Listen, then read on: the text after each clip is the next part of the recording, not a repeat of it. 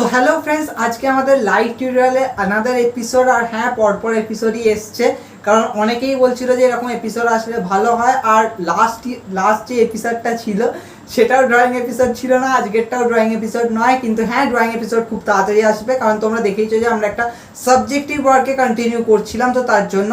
তো কালকের গাইজ এপিসোডটা আমরা ফাইন আসতে যে চারুকলার এক্সাম হয় সেটাকে পুরো ডিটেলসে একদম পুরো ছোট ছোট পোর্শনকে ডিসকাশন করেছি, প্লাস এখন যে কোভিড প্যান্ডেমিকের জন্য যে কি এফেক্ট হয়েছে, কি শিডিউল চেঞ্জ হয়েছে সেটাকে নিয়েও ডিসকাশন করেছি।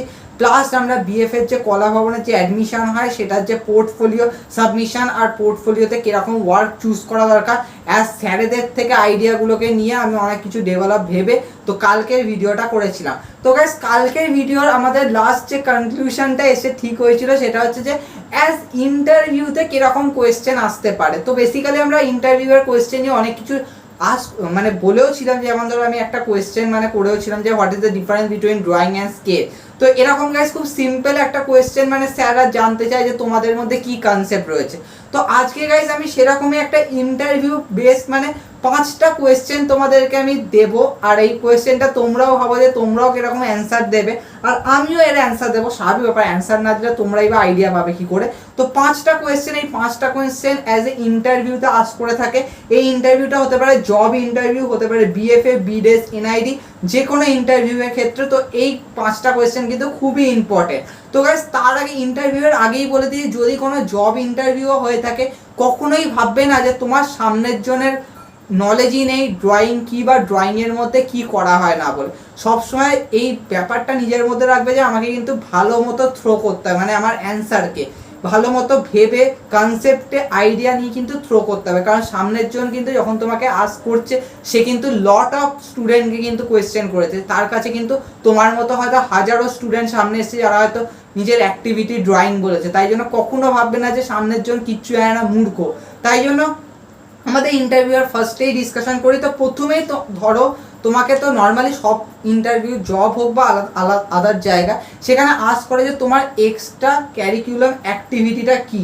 তো যখন তুমি বলবে যে আমার এক্সট্রা ক্যারিকুলাম অ্যাক্টিভিটি হচ্ছে ড্রয়িং, এখানেই একটা কোয়েশ্চেন মার্ক আছে যে ওয়াই ড্রয়িং নট আর্ট, কেন ড্রয়িং বলি কেন আর্ট বলি না। এটা নিয়েও কিন্তু তোমাকে কোয়েশ্চেন করতেই পারে সামনের জন, যে কেন তুমি ড্রয়িং বললে কেন আর্ট বললে না। তো সেটাকে নিয়ে গেছে একটা খুব সিম্পলভাবে তোমাদেরকে বলি, কারণ তোমাদেরকে যদি ইন্টারভিউতে আস্ক করা যায় যাতে তোমরা যাতে বলতে পারো। তো গাইস দেখো, আর্ট মানে হচ্ছে, যদি বাংলায় বলো তাহলে হচ্ছে শিল্প। এটা কিন্তু একটা বড় একটা সেকশন বলা যেতে পারে। আর্ট হচ্ছে একটা শিল্প, এটা হচ্ছে বড় সেকশন। আর এই আর্টের মধ্যে যেগুলো আছে সেগুলো হচ্ছে drawing, cooking, singing, different etcetera etcetera. তাই আর্ট কিন্তু আমরা কখনো শিখি না। হ্যাঁ, আমরা আলটিমেটলি একটা শিল্পকেই শিখছি, কিন্তু আরও আমরা কিন্তু আর্টের সেকশনের মধ্যে যেটা শিখছি সেটা হচ্ছে ড্রয়িং।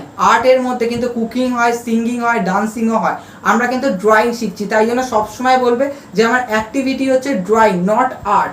এটা কিন্তু প্রচুর জন বুঝতে পারে না, তাই অনেকেই এটা এরপরেই কোয়েশ্চেন করে ফেলে যে what is art and drawing এর মধ্যে বেসিক ডিফারেন্স কি, কেন তুমি আর্ট বললে না, কেন তুমি ড্রয়িং বললে। এটাই কিন্তু মেন কথা। কিন্তু আর্ট হচ্ছে একটা শিল্প, ড্রয়িং হচ্ছে কিন্তু তার একটা সেকশন, আর আমরা কিন্তু এই সেকশনটাকে কিন্তু শিখছি। তো এটা কিন্তু গাইস মোস্ট ইম্পর্টেন্ট, এটা কিন্তু মাথায় রাখার চেষ্টা করবে। তো তুমি তোমার এক্সট্রা ক্যারিকুলাম অ্যাক্টিভিটিতে তুমি বললে হচ্ছে যে তোমার ড্রয়িং করতে ভালো লাগে। এবার তোমাকে কিছু স্টেপ বাই স্টেপ কিছু কোয়েশ্চেন আস্ক করবে। তো ফার্স্ট কোয়েশ্চেনটাই হচ্ছে যে কবে থেকে তুমি ড্রয়িং শেখা শুরু করেছো, কোথা থেকে তুমি ড্রয়িং শেখা শুরু করেছো, আর কেনই বা তুমি ড্রয়িং শিখেছো। এটা খুবই একটা ইন্টারেস্টিং কোয়েশ্চেন, আর এই কোয়েশ্চেনটা তোমার সব জায়গাতেই আস করে। ইন্টারভিউতে যখন তুমি বলবে যে আমার এক্সট্রা অ্যাক্টিভিটি এটা, তো কেন শিখছো, কোথা থেকে শিখছো, আর কবে থেকে শিখছো। তো এটা থেকে কিন্তু তোমার কিন্তু একটা ভেতরকার কিন্তু হাইলি একটা ইন্টারেস্ট কিন্তু ওরা কিন্তু আইডিয়া করতে পারে যে তুমি একটা অ্যাক্টিভিটি শিখছো, তোমার তার প্রতি ইন্টারেস্ট কি। কিন্তু হ্যাঁ, এখানে প্রচুর জন ভুল করে, ওভার স্মার্টগিরি করে অ্যান্সার দেয়। কিছু জন বলে যে আমি তো ছোটবেলা থেকে একদম জন্মেই হাতে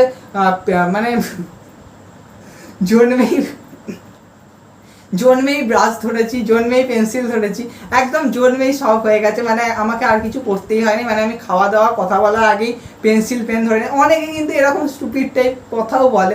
প্রচুর জন বলে যে আমি তো কখনো ড্রয়িং স্কুলেই যাইনি, আমার বাবা মা খুবই অবাক হয়ে গেছিলো যে আমি নাকি গড গিফটেড ছিলাম, ছোটোবেলা থেকেই ড্রয়িং করতে পারতাম। কিন্তু এইগুলো গাইস খুবই স্টুপিড টাইপের কোয়েশ্চেন। আর তারপর যখন বলে যে ড্রয়িং কেন শিখছে, বলছে ওই যে ছোটোবেলা থেকে গড গিফটেড, মানে একদম জন্মেই আমি আঁকতে শিখে গেছি ওটাই।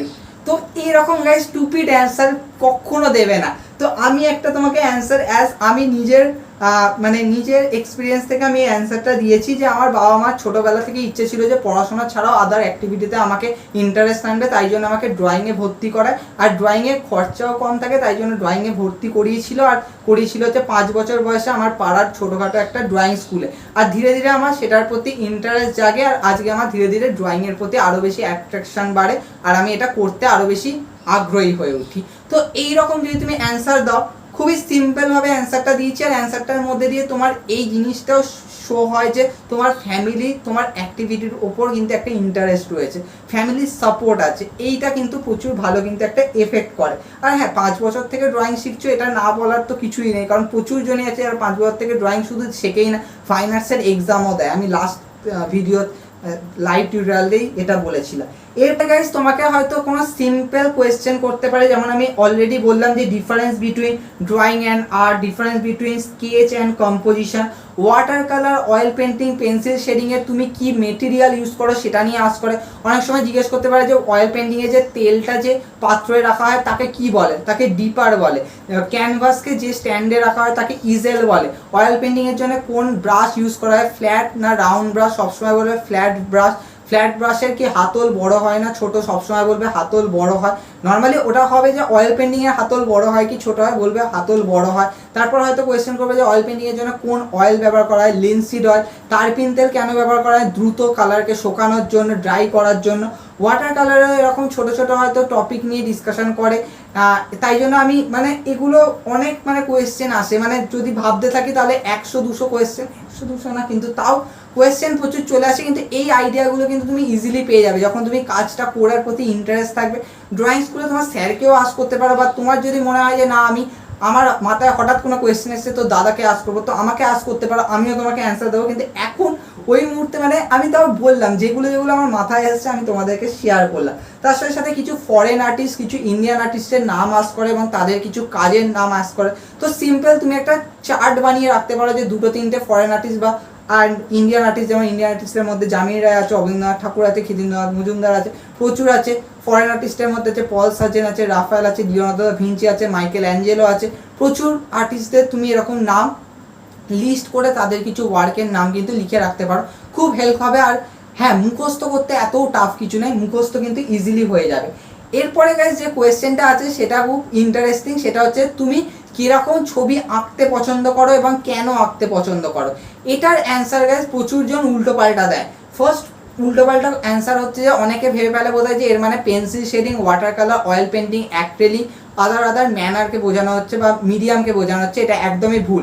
এখানে টাইপ মানে কিন্তু পোর্ট্রেট হতে পারে, সাবজেক্টিভ হতে পারে, সিনারি হতে পারে, পোস্টার ওয়ার্ক হতে পারে, বা ট্রাইবাল আর্ট হতে পারে, সেরকম কিন্তু ওয়ার্ক হতে পারে। এবার আমি স্টেপে স্টেপে যাবো যে তুমি যে নামটাকে চুজ করবে তুমি একটার জায়গায় দুটো চুজ করতে পারো। তার উপর এগেনস্টে তোমাকে ওয়াই, কেন তুমি করো সেটার উপর কিন্তু তোমাকে এক্সপ্লেন দিতে হবে। তো ফার্স্টে হচ্ছে পোর্ট্রেট ওয়ার্ক। পোর্ট্রেট ওয়ার্ক যখনই তুমি বলবে, মোবাইলে যদি কিছু মানে মোবাইলে যদি কোনো ফোল্ডারে তোমার কিছু ভালো পোর্ট্রেট ছবি যদি থাকে সেটা শো করবে, কিন্তু হ্যাঁ প্লিজ কোনো সেলিব্রিটির পোর্ট্রেট শো করবেন, এটা খুবই খারাপ লাগে। আর অনেকে কিন্তু এখান থেকে আর বেশি তোমাকে কিছু দূরেই এগোয় না, কারণ সিম্পল বুঝে যায় যে তুমি ওই লাইক আর কমেন্ট পাওয়ার জন্য, ইনস্টাগ্রাম ফেসবুকে পাওয়ার জন্যই তুমি ড্রয়িং করছো। মানে প্রচুর জনের এরকম ধারণা হয়, আমাকে একজন স্যারই বলেছে, তাই জন্য আমি এটা তোমার এই ভিডিওতে বলছি যে পোর্ট্রেটে কখনো সেলিব্রিটির পোর্ট্রেট শো করবে না। এবার যদি তোমাকে জিজ্ঞেস করে যে কেন করো, তাহলে পোর্ট্রেট স্টাডি করার গাইজ মেন উদ্দেশ্যটা আমি বলি যে to study different posture and expression of our face. তার জন্য আমরা নিজেদের ফেসের যে ডিফারেন্ট এক্সপ্রেশন হয়, ডিফারেন্ট পশ্চার হয়, এক একটা ডিফারেন্ট হয়তো তোমার পজিশানে আমাদের ফেস কীরকম এক্সপ্রেশন দেয়, একটা সিচুয়েশানে কীরকম ফেস এক্সপ্রেশন দেয়, সেটা জানার জন্য গাইজ আমরা পোর্ট্রেটকে স্টাডি করি। আর এর প্রচুর জন আছে কিন্তু তাদের কাছে কিন্তু প্রচুর কালেকশান থাকে যে এক একটা মানুষ ডিফারেন্ট ফেস রিয়াকশান কীরকম দিয়েছে। অনেকে, আমি জানি যে তোমাদের মধ্যে অনেকে আছে যারা এরকম পোর্ট্রেট স্টাডি করোই না, কিন্তু এখন থেকে স্টাডি করার চেষ্টা করবে, কারণ পোর্ট্রেট স্টাডির যে মেন যে টার্গেট সেটা কিন্তু অ্যাকচুয়ালি কিন্তু এটা। অনেকে কিন্তু এটা বোঝে না। তাই আই হোপ তোমরা এইটা নিয়ে একটু হয়তো মাথায় ভাববে। যদি তোমাদের মনে হয় যে না আমি অ্যান্সারটা অন্যভাবে দেবো, তো আমাকে কমেন্ট বা হোয়াটসঅ্যাপে মেসেজ করতেই পারো। এরপর যদি তোমার হয়তো খুব সিনারি ড্রয়িং করতে ভালো লাগে, তো তুমি তোমার নিজের ওয়ার্ক তো শো করলেই, তুমি যে কোনো pencil shading, water colour, oil pastel, anything, কিন্তু সিনারি স্টাডি হোয়াই, কেন তুমি সিনারি স্টাডি করছো তার এগেনস্টে তুমি বলবে যে আমি ডিফারেন্ট স্টেট, কান্ট্রি, সিটি, সেখানকার যে ডিফারেন্ট বিউটিফুল নেচার, তার সাথে সাথে সেখানকার যে পপুলার যে জিনিসগুলো থাকে সেগুলোকে নিয়ে স্টাডি করতে যাই। হতে পারে সেটা কোনো মনুমেন্ট হতে পারে, সেটা ডিফারেন্ট সেখানকার হয়তো ওয়ার্ক হতে পারে, সেখানকার হয়তো স্টাইল হতে পারে, সেখানকার ফেস্টিভ্যাল হতে পারে, তার সাথে সাথে প্রত্যেকটা মানুষের যে ড্রেস আপ হতে পারে, সেগুলোকে স্টাডি করার জন্য আমি সিনারি স্টাডি করি। আর এটা আমাকে ডিফারেন্ট জায়গার কিন্তু অনেক নলেজ দেয়। তো এইটা কিন্তু গাইজ মেন হচ্ছে সিনারি স্টাডি করার কিন্তু আসল উদ্দেশ্য। এটা যখন তুমি বলবে যথেষ্ট ভালো এফেক্ট হবে। তার সাথে সাথে যদি তুমি কিছু ওয়ার্ক সাবমিট করো, আমি জানি প্রচুর জন আমরা কেউই এরকমভাবে সিনারি স্টাডি করি না। জাস্ট সিনারি স্টাডি মানে আমাদের মনে হয় একটা ছেলে আর একটা মেয়ে হাত ধরাধরি করে যাচ্ছে, ব্যাকগ্রাউন্ডে একটা বিউটিফুল একটা কালার মিক্সিং করে নেচার এঁকে দিলাম, ব্যাস শেষ। এটা কিন্তু সিনারি মিন করে না। সিনারি মানে ধরো তোমার মধ্যপ্রদেশ, উত্তরপ্রদেশ, গুজরাট, বা হয়তো তোমার কোনো hill station, Darjeeling, Kalimpong, north বেঙ্গলের কোনো সিন, সেগুলোর ওপর কাজ করলে, সেখানকার কিছু হয়তো ড্রেস আপকে শো করলে, কোনো ফেস্টিভ্যালকে শো করলে, সেগুলো গাইজ মেন টার্গেট হচ্ছে সিনারি। হ্যাঁ, তোমরা বলতে পারো যে সিনারি আর সাবজেক্টিভ ওয়ার্ক তো তাহলে তুমি দাদা এক করে দিলে, কখনোই না। সাবজেক্টিভ ওয়ার্কে কিন্তু আলাদাই মিন আছে, সেটা আমি পরে আসছি। কিন্তু সিনারির মধ্যেও কিন্তু একটা সাবজেক্ট আনা যায়, সিনারির মধ্যেও কিন্তু একটা স্টেট, একটা কান্ট্রিকে কিন্তু শো করা যায়। সবসময় এটাকে রাখার চেষ্টা করে। প্রচুর জন আছে দেখবে যে ডিফারেন্ট স্টেট, কান্ট্রিতে কিন্তু যায়, তারা কিন্তু ট্রাভেল করে শুধুমাত্র একটা ড্রয়িং করার জন্য। কারণ তাদের মেন কালেকশানই হচ্ছে যে সেই সমস্ত জায়গায় গিয়ে সেই সমস্ত জায়গার নলেজ গেইন করা, নিজের ড্রয়িংয়ের মধ্যে রাখা। তো নিজের সিনারি যখন প্র্যাকটিস করবে এইগুলো রাখার চেষ্টা করবে। কিন্তু হ্যাঁ, এখানেও কিন্তু কিছু কোয়েশ্চেন আস্ক করে। যেমন ধরো যে তুমি যে সিনারি যে বললে যে ডিফারেন্ট জায়গার সিনারি করো, হয়তো তোমাকে আস্ক করলো যে তোমার সব থেকে প্রিয় একটা জায়গার নাম বলো যেখানকার সিনারি করতে তোমার প্রচুর ভালো লেগেছে, সেখানকার এমন কি বিশেষত্ব ছিল যেটা তুমি সিনারিতে দেখিয়েছো। তোমাকে একটুখানি আইডিয়া রাখতে হবে, কারণ না রাখলে কিন্তু তোমার পুরো ফেটে গেল, ওখানেই ফেটে গেল, মানে গেম ওভার তোমার। তাই জন্য আমার মনে হয়, তাই জন্য পোর্ট্রেটটা এখনো পর্যন্ত বেস্ট, কারণ পোর্ট্রেটে আর বেশি তোমাকে কোয়েশ্চেন এখান থেকে আস্ক করবে না। এবার গাইজ চলে আসছে যে ট্রাইবেল আর্ট। ট্রাইবেল আর্টের মধ্যে তুমি বললে আমি পটচিত্র আঁকতে পারো, মধুবনী আঁকতে পারো, কালমকারি, ওইগুলো ডিফারেন্ট। তারপর ওয়াইল্ডলি পেন্টিং আছে, অনেক ডিফারেন্ট পেন্টিং আছে, তুমি ট্রাইবেল আর্টের উপর করতে পারো। ট্রাইবেল আর্টের উপর যদি তোমাকে জিজ্ঞেস করে কেন করছো, তাহলে তুমি বলবে যে হিস্ট্রি অফ আর্ট, কীভাবে আর্ট ডিসকভার হয়েছে, জেনারেশন কীভাবে চেঞ্জ হয়েছে, সেগুলো জানার জন্য আমি ট্রাইবেল আর্টকে প্র্যাকটিস করি।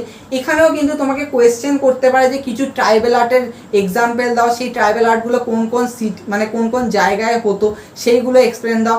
এই ট্রাইবেল আর্টগুলো কিছু আর্টিস্টের নাম বলো। প্রচুর কোয়েশ্চেন এখান থেকে আসতে পারে। সিনারি, ট্রাইবেল আর্ট, এখান থেকে কিন্তু কোয়েশ্চেন আসতে পারে। আর আমাদের কিন্তু স্যারও কিন্তু এই কোয়েশ্চেনগুলো আস্ক করেছিল। উনি কিন্তু বলছিলেন যে আমাদের মাথায় কীরকম কোয়েশ্চেন আসে অ্যাজ এ ইন্টারভিউতে যখন আমি কাউকে আস্ক করিস তখন। তো ট্রাইবেল আর্টও কিন্তু যথেষ্ট মারাত্মক আছে, এখনও পর্যন্ত কিন্তু পোর্ট্রেট বেস্ট। তারপরে গাইজ আসছে হচ্ছে পোস্টার ওয়ার্ক। পোস্টার ওয়ার্কও প্রচুর জন শো করে। তো পোস্টার ওয়ার্ক অনেকে করতে পছন্দ করে। পোস্টার ওয়ার্কের মধ্যে গাইজ হচ্ছে to give information and my own opinion. আমি কিছু ইনফরমেশান দিতে চাই, কিছু নিজের ওপিনিয়নকে এখানে শো করতে চাই। আমার নিজের ওপিনিয়ন থাকতেই পারে, একটা কোনো স্পেশাল কোনো হয়তো সিচুয়েশান ঘটেছে তার এগেনস্টে, তার সাপোর্টে ওপিনিয়ন থাকতেই পারে। আমি সেটা আমার পোস্টার ওয়ার্কের মধ্যে দিয়ে শো করি।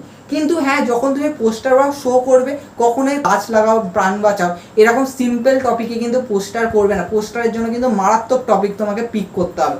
আমরাও কিন্তু চ্যানেলে করি, কিন্তু হ্যাঁ, পোস্টারের কী টপিক আসবে কারোর মাথায় থাকে না। প্রচুর জন কিন্তু ডিফারেন্ট টপিকে কাজ করে। আর আমি খুব শখ হই যখন আমার কম্পিটিশান প্রচুর জন পোস্টার ওয়ার্ক করে, তাদের কিন্তু ডিফারেন্ট টপিক থাকে। তাই পোস্টার ওয়ার্ক যখন করবে একটু হাইলি কনসেপচুয়াল ডিফারেন্ট টপিক আর একটা খুব ভালো কালার মিক্সিংয়ের ওপর কাজ করার চেষ্টা করবে, যে সেটা কিন্তু যথেষ্ট এফেক্ট করবে তোমাকে।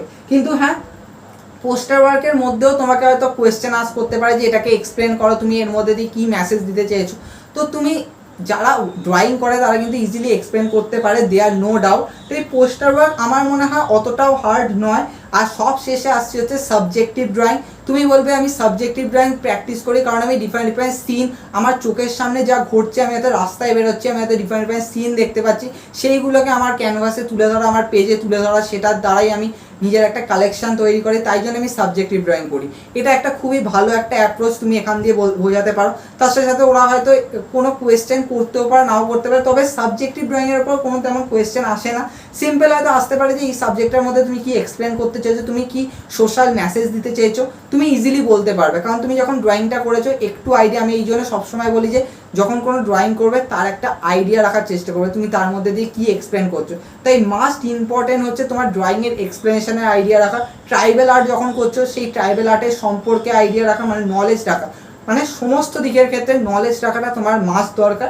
তবে হ্যাঁ, পোর্ট্রেটে কোনো নলেজের দরকার পড়ে না বেসিক্যালি, কিন্তু হ্যাঁ মানে পোর্ট্রেটটাও কিন্তু খুব এক্সাইটিং, মানে যে ডিফারেন্ট ডিফারেন্ট পজিশনের ফেস স্টাডি করে তার ক্ষেত্রেও কিন্তু প্রচুর নলেজ গেইন করা, মানে যাকে বলে। তো এটা গেল হচ্ছে গাইজ আমাদের 3rd নম্বর কোয়েশ্চেন, যে তুমি কীরকম ওয়ার্ক করতে পছন্দ করো আর কেন করো।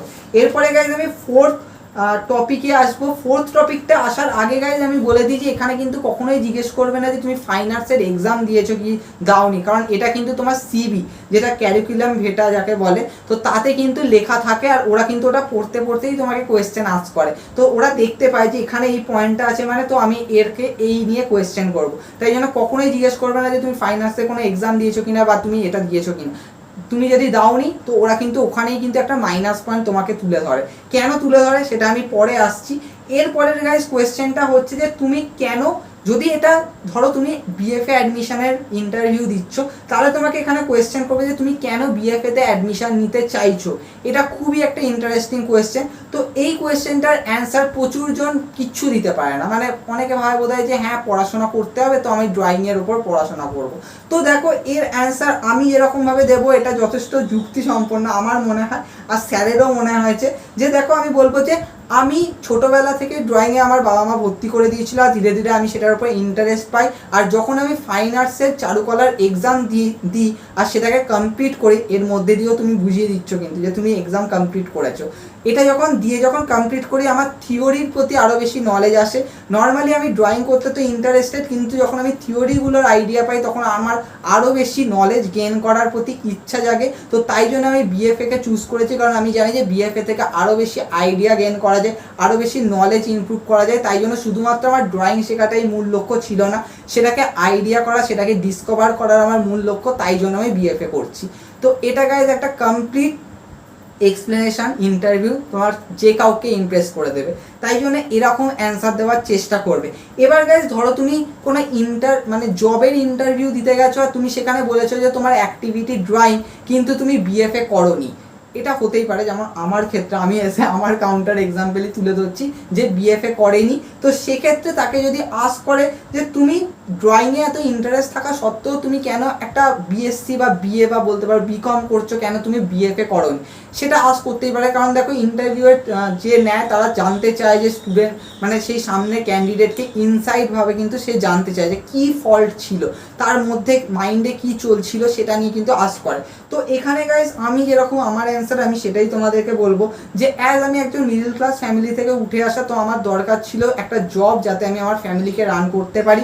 আর বিএফএ সম্বন্ধে আমার তেমন কোনো ধারণা ছিল না, তার কীরকম ক্লাস হয়, আর্ট কলেজে কীরকম স্টাডি হয় আর সেখান দিয়ে কী জব স্কোপ হয়, তেমন আমাকে ড্রয়িং স্কুল থেকে তেমন বেশি জানানো হয়নি, যা শুধুমাত্র ড্রয়িং শিখেই আমি বড় হয়েছি। কিন্তু হ্যাঁ, তার মানে এই নয় যে আমার ড্রয়িংয়ের প্রতি ইন্টারেস্ট নেই। আজকে হয়তো আমি যে পজিশনে আছি, যে কাজটাই করছি, ড্রয়িং আমার অলওয়েজ একটা প্যাশান, আর এটার সম্বন্ধে আমার সবসময় নলেজ আমার থাকেই। আর আমি সবসময় যখনই অবসর টাইম পাই কিছু না কিছু ড্রয়িং করার চেষ্টা করি, কারণ এটা আমাকে স্ট্রেস ফ্রি করে আর আমাকে নতুন নতুন কিছু ভাবার ইচ্ছা জাগায়। তো এইটা যদি তুমি অ্যান্সার দাও খুব সিম্পল হবে, কিন্তু তোমার যে অ্যাক্টিভিটির প্রতি কিন্তু একটা ইন্টারেস্ট তুমি শো করবে। তার সাথে সাথে তুমি তোমার প্যাশনকে বাদ দিও, তুমি যে তোমার জবের প্রতি বা তুমি যে কাজটা করছো তার প্রতিও যে ইন্টারেস্ট, সেটাও কিন্তু এই অ্যান্সারের মধ্যে দিয়ে শো হয়। তাই জন্য এরকমভাবে অ্যান্সার দেওয়ার চেষ্টা করবে, তাহলে কিন্তু প্রচুর হেল্প হবে। তো এরপরে গাইজ একটা লাস্ট কোয়েশ্চেন যেটা আসে সেটা হচ্ছে এরপরে গাইস একদমই লাস্ট কোয়েশ্চেন, মানে 4টে কোয়েশ্চেন খুবই ইন্টারেস্টিং ছিল, তোমরা বুঝতেই পেরেছো। লাস্ট কোয়েশ্চেন যেটা আসে, আর এই লাস্ট কোয়েশ্চেনটা কিন্তু খুবই ইম্পর্টেন্ট, আর লাস্ট কোয়েশ্চেনটা দিয়ে কিন্তু তোমার নিজের যে মেন্টাল যে কনসিয়াসনেস, তুমি একটা কাজের প্রতি কতটা কনসিয়াস সেটা কিন্তু জাস্টিফাই করে। তো লাস্ট কোয়েশ্চেনটা হচ্ছে এরকম যে তোমার একটা ড্রয়িং করতে কতটা সময় লাগে। এই কোয়েশ্চেনটা তোমার শুনে মনে হবে যে এটা আবার কীরকম কোয়েশ্চেন, কীরকম আজব টাইপের কোয়েশ্চেন হতে পারে। ড্রয়িং শেষ করতে সময় কমও লাগে, কখনো বেশিও লাগে। তো এটার উপর আমি কি অ্যান্সার দিতে পারি? তো গাইজ এর ওপর কিন্তু খুব কনসেপচুয়ালি অ্যান্সার দেওয়া যায়। তো তোমার অ্যান্সার এরকম হওয়া উচিত যে সিন্স আমার প্যাশন হচ্ছে ড্রয়িং, তাই আমি ড্রয়িংটা সবসময় করার চেষ্টা করি, প্রতিদিন হলেও কিছু না কিছু সময় হলেও আমি করার চেষ্টা করি। এটা কিন্তু আমার প্রফেশনাল ওয়ার্ক যেটা হচ্ছে আমার চাকরি বা জব, সেটাতে আমি সবসময় নিজের বেস্ট 100% দেওয়ার চেষ্টা করি, যাতে আমি যে ফিল্ডে কাজ করছি তারা যাতে সাকসেসফুল হতে পারে। তাই আমি সবসময় নিজের প্রফেশনকে আগে সবসময় প্রায়োরিটি দিই, কিন্তু আমার প্যাশানকে সবসময় যে তা বলে এই নয় যে প্রায়োরিটি দিই না।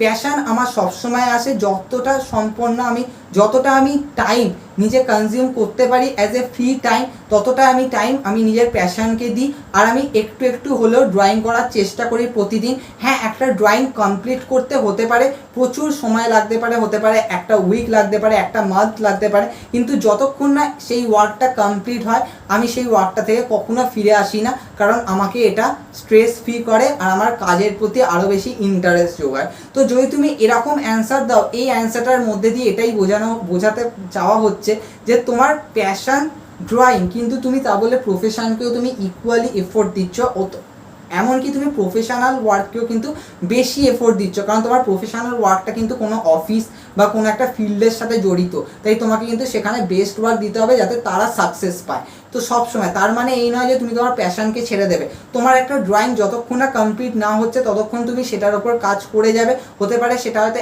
1 মাস লাগুক, কিংবা এক সপ্তাহ বা 1 মাস লাগুক, হতে পারে একটু একটু সময়, প্রতিদিন যতটা ফ্রি টাইম পাচ্ছ তুমি তার ওপর কাজ করবে। এটা দিয়ে কিন্তু এইটুকুনি বোঝানো যায় যে তুমি তোমার কাজের প্রতি কতটা কনসিয়াস।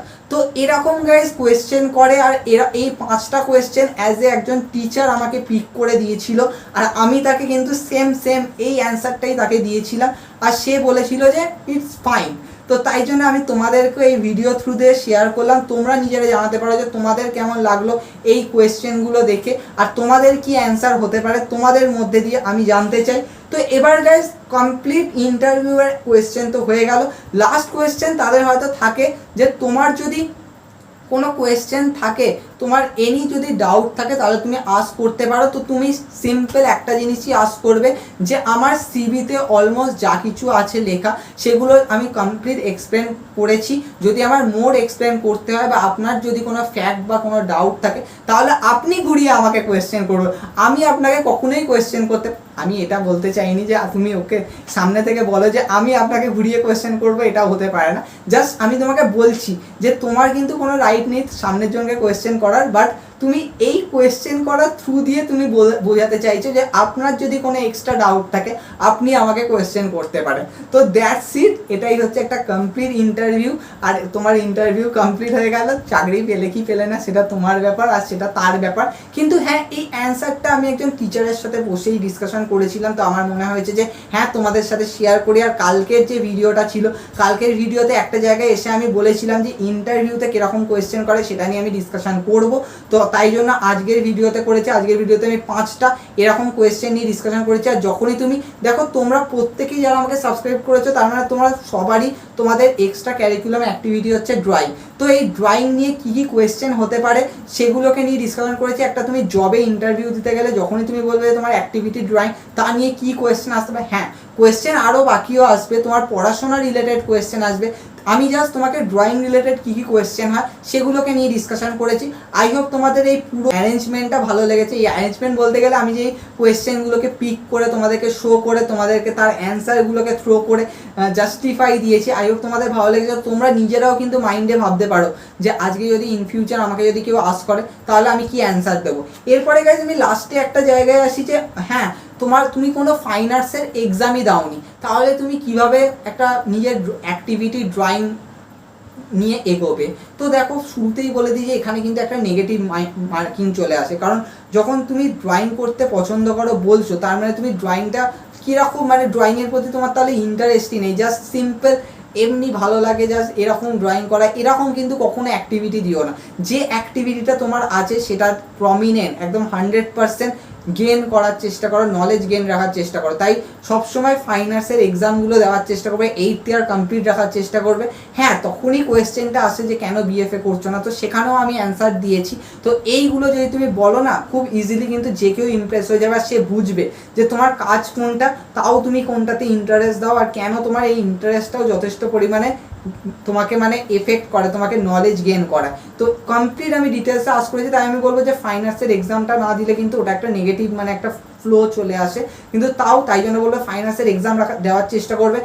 যে কোনো বয়স কিন্তু তোমার আছে ফাইন আর্টসের এক্সাম দেওয়ার, তাই প্লিজ ফাইন আর্টসের এক্সামটা দেবে। কারণ ওই ডিগ্রিটা কিন্তু তোমাকে অনেক হেল্প মানে ডিগ্রি বলতে গেলে সার্টিফিকেটে যখন তুমি তোমার অ্যাক্টিভিটিতে যখন লিখবে না যে তোমার প্রত্যেকটা ইয়ার কমপ্লিট আছে, যে কেউ কিন্তু বুঝবে যে হ্যাঁ ড্রয়িং করেছে মানে অন্তত একটা আইডিয়া রয়েছে।